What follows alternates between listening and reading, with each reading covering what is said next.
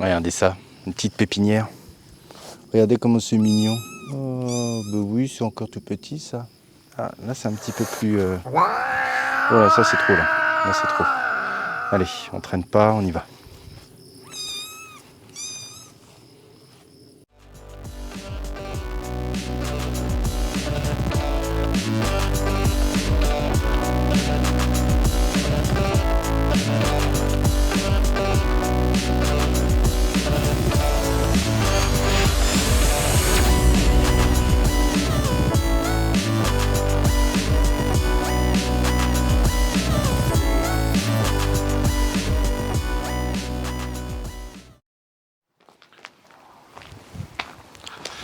Salut les astros, c'est Ludo.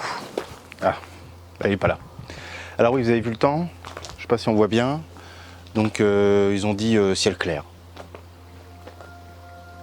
C'est marqué dégagé, hein. Ils se sont trompés. Hein. Ah, le ciel, ça va pas du tout. Enfin bon, ça devrait quand même se dégager dans la nuit, mais quand il y a un risque comme ça, même minime, je préfère pas laisser mon matos dehors. Imaginez, il pleut, il y a le PC, il y a tout. Enfin bon. Ce soir, on va s'intéresser à ce petit jouet. Donc ce petit jouet, c'est un Sony A7 III. Un vrai petit bijou.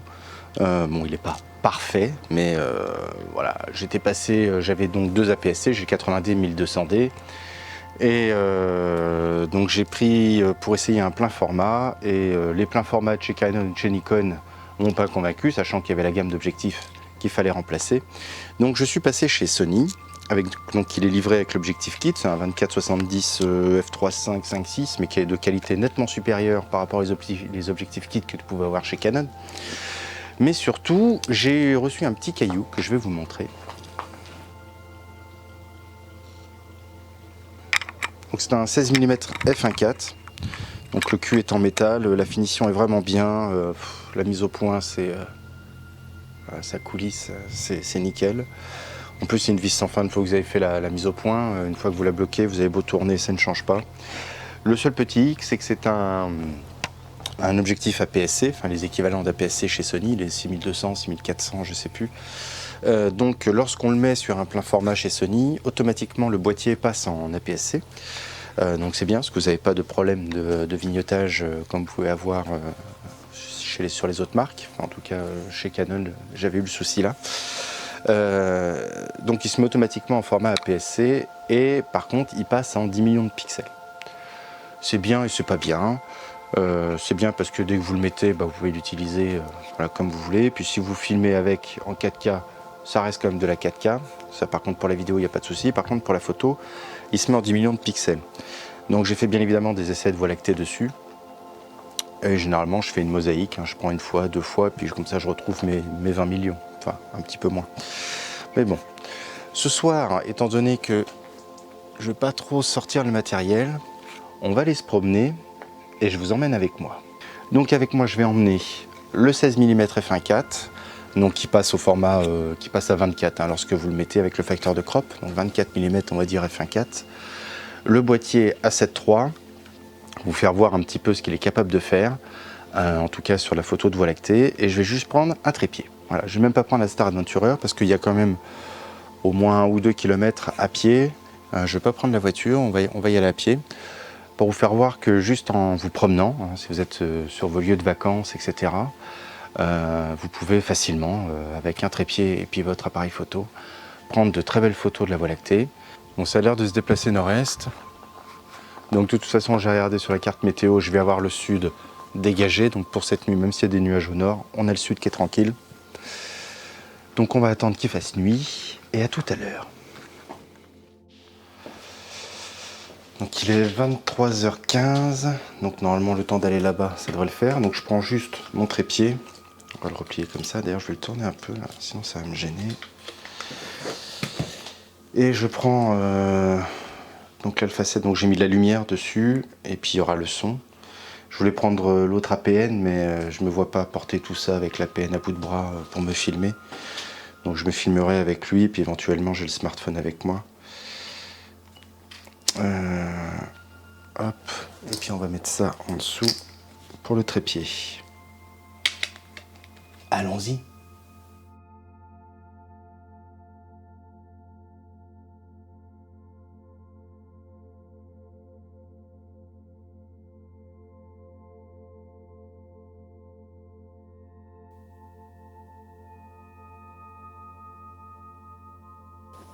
Encore beaucoup de lumière ici.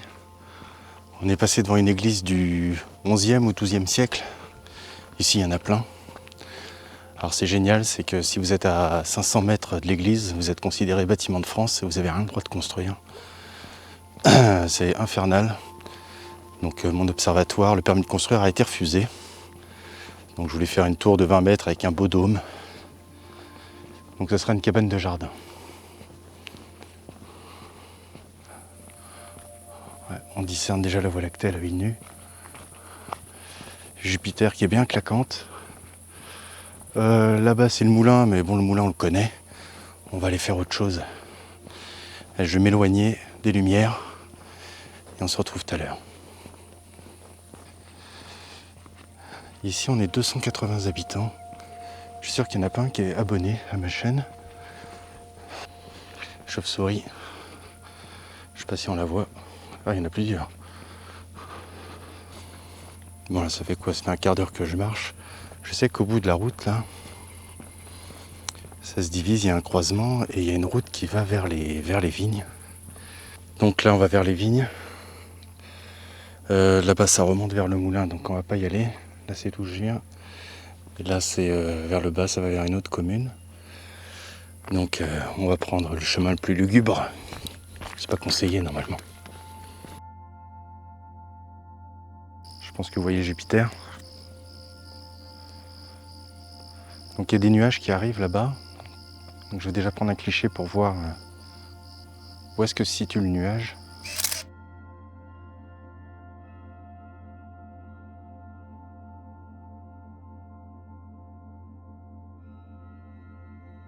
Là apparemment c'est une grande ligne droite.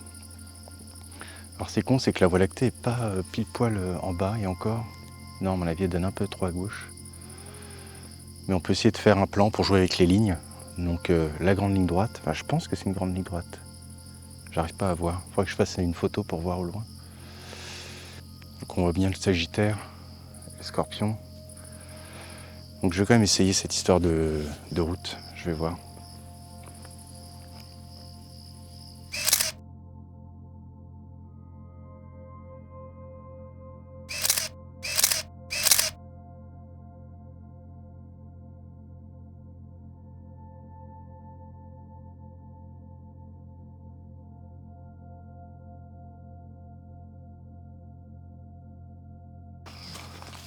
J'aurais peut-être dû faire du repérage avant. Ah c'est quoi là-bas? Ah je le vois pas. Je vois une cheminée. Il y a un passage ou pas? On va faire le tour.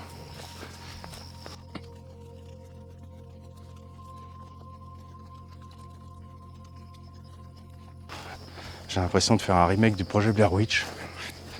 J'espère qu'on retrouvera la bande. Voilà.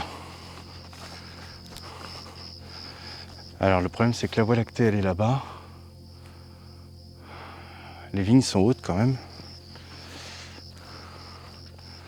Ah merde, j'ai pas de recul. Merde, j'ai pas de recul.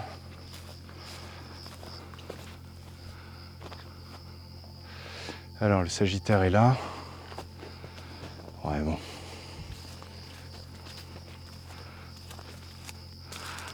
Là ça va être caché. Donc là je peux pas trop me reculer. À moins que je me mette de l'autre côté et que je laisse... Ouais non, quand même pas. La Voie lactée doit être là. Ici. On va installer ça. Voilà, il y a peut-être un moyen. Donc je vais faire une mosaïque. Je vais prendre par exemple une comme ça. Une comme ça. Une comme ça.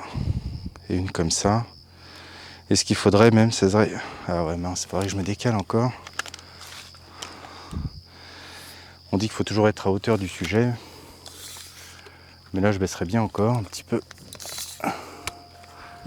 Je vais me baisser un peu là.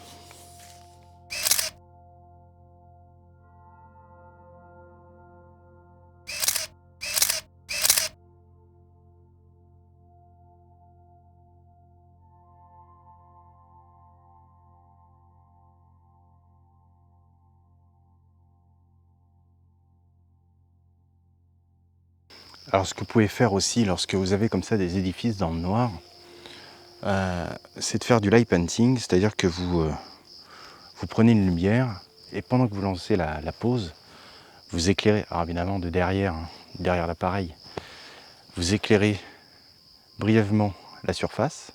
Alors je vais me mettre derrière. Donc je lance mon cliché, donc je suis dans le noir, hein. Je lance mon cliché, j'ai une lampe, alors généralement je fais avec la lampe frontale par exemple, je mets derrière et je viens donc éclairer, bon là c'est sûr on ne voit pas, ah bah je vais éteindre, tiens, je vais éteindre. Ah ouais les insectes, oh mon dieu. Donc je lance ma pose, j'éclaire la surface, 2 secondes, et hop, et je recache ma lumière.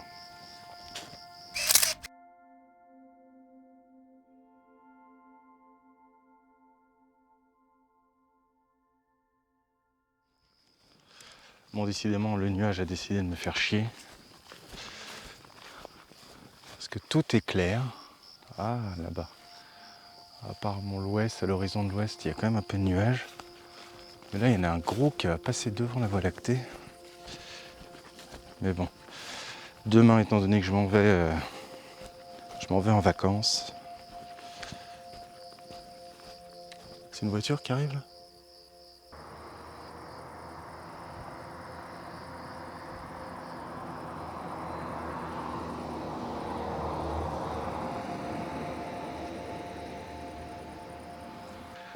Là c'est un champ, mais un champ de quoi ? C'est un champ de terre. Le gars il fait de la terre. Là. Celui qui fait du maïs ici il a rien compris. Hein.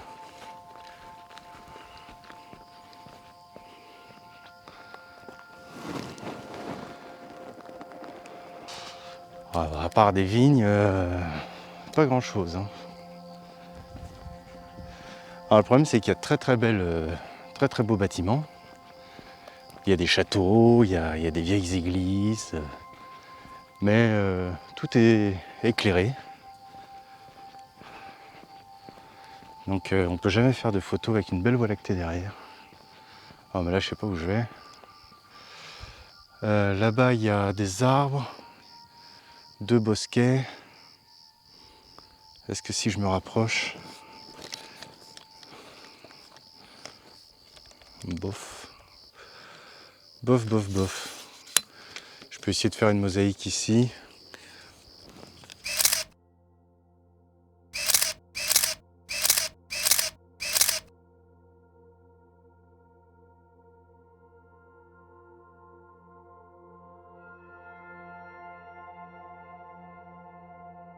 Bon, vous l'avez bien compris, si vous voulez faire une belle photo de Voie lactée, il vous faut un avant-plan.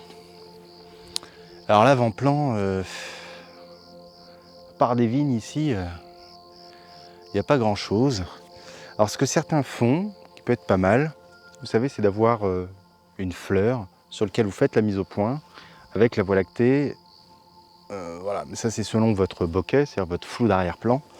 Là, je pense que si je le fais à f1.4, c'est tellement flou qu'on ne voit pas la Voie lactée. Il faudrait que j'arrive à choper une fleur. Je vais me remettre sur la route là-bas en fait. Parce que là-bas, il n'y a rien du tout. En fait. Là, il n'y a que des vignes sur des hectares et des hectares. Et je crois qu'il y a une maison, à 5 km, il y a une maison. Et je crois qu'il n'y a pas grand-chose. Là, je suis quand même... je dois être à une demi-heure de marche de la maison. Et je vais essayer de voir avec une fleur, essayer de voir, vous exposer un peu la chose. Donc là, j'ai trouvé un endroit. Bon, il n'y a que ça comme fleur, hein, donc j'ai trouvé que ça comme fleur. Donc faut pas que je ferme trop, parce que si je ferme trop, faut pas que j'ouvre trop. Si j'ouvre trop, je vais me retrouver avec un arrière-plan trop flou. Donc je vais essayer plusieurs ouvertures, de 1.4 à je sais pas, en fonction du rendu. Je vais diminuer le temps de pause. Donc ici il n'y a pas de vent, donc la fleur risque pas de bouger, donc c'est déjà pas mal. Allez, on y va.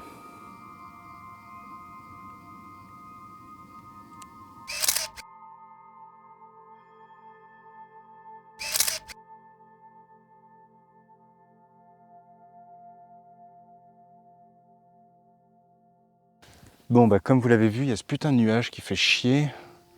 et qui est apparemment très grand quand même. Donc je ne sais pas s'il va dégager, parce que le reste de la voie lactée est quand même très visible. Donc ce que vous avez compris, c'est qu'il faut soigner votre avant-plan. Plus vous allez avoir un avant-plan de la vieille pierre, donc ça peut être végétal, hein, ça peut être n'importe quoi, quelque chose qui vous plaît tout simplement. Vous le mettez en avant-plan avec une belle voie lactée derrière. N'attendez pas qu'elle soit trop droite. Par expérience, une voie lactée qui est complètement verticale, bof. Ce qui est en ce moment le cas, à mon avis, dans 1 heure. Donc, quelle heure elle est là? Il doit être 1 heure. Donc, aux alentours de 2 heures, elle doit être un petit peu verticale. Donc, soignez votre avant-plan. Mise au point manuelle sur les étoiles. Hein, vous faites la mise au point manuelle.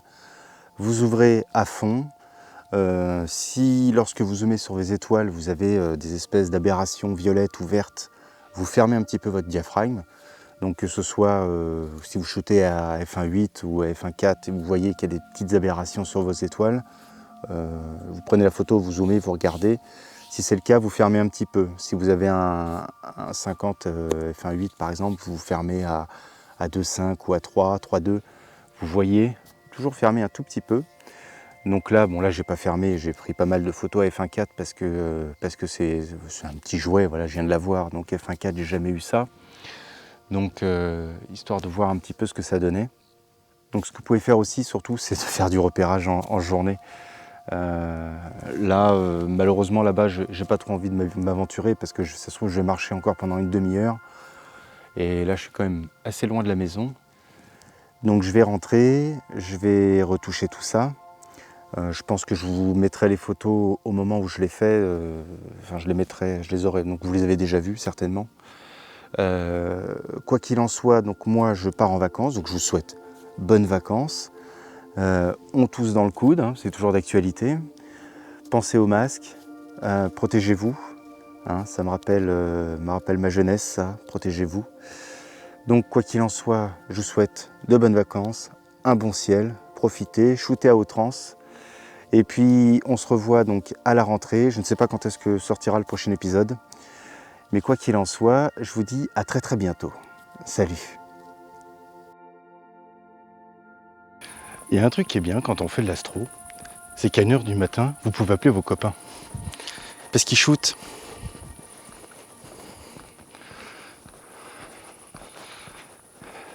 Allô Guillaume? Ah tu dors? Non, c'est un fond numéro que je mange. Je sais pas moi. Bon ben c'est pas toujours le cas.